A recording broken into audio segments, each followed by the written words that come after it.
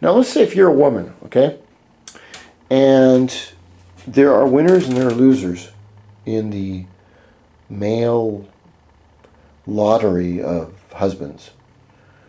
You can get a really good looking one, a winner, or you can get an average one that's got a nice heart, or you can get a combination of this or that doesn't work out or whatever. But these women in Russia have been through the hardest times. They run the households, and they know that if this guy is paying $5,000 to come all the way from America to find a wife because he couldn't find a wife in America with 300 million people in it, that this guy's probably a total loser. And she's going to play him for all it's worth. I mean, I don't mean criminally, but I mean that as a woman, if you're a really good-looking guy, okay,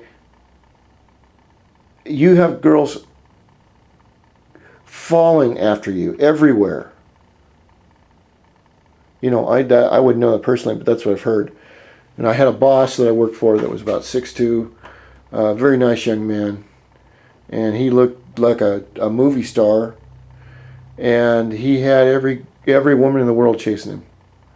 Even though he was the nicest guy in the world, wouldn't cheat on his wife or anything like that.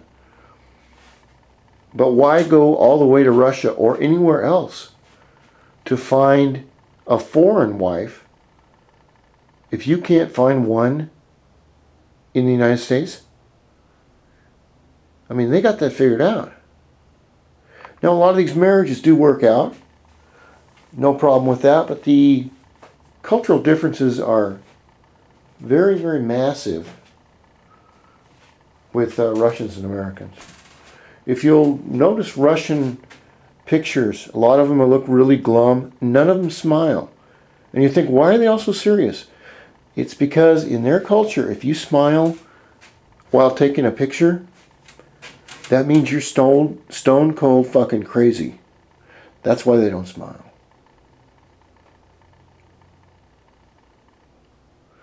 On the good side, you have a loyal, good wife, good homemaker that raises their children. They're very family oriented.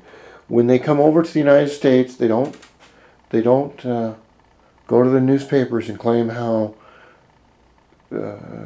things are so bad over here and everyone hates Russians and this and that. They just don't have time for that. They just work quietly, do their thing, and of course there's good and bad in all, you know, refugees and a certain percentage. But that's to clue you guys in if you ever want to go over there and find a Russian wife, is to realize that no matter what you do over there, you're going to get played because they're going to have the advantage. And I don't know why I'm talking about all this. Maybe it's a full moon. Maybe I just feel like talking about a little bit of my life. But I don't believe in this political correct bullshit. Or anything like that. And if someone is offended by something I say, well, you can kiss my ass. Because I'm an American, and that's the way I feel.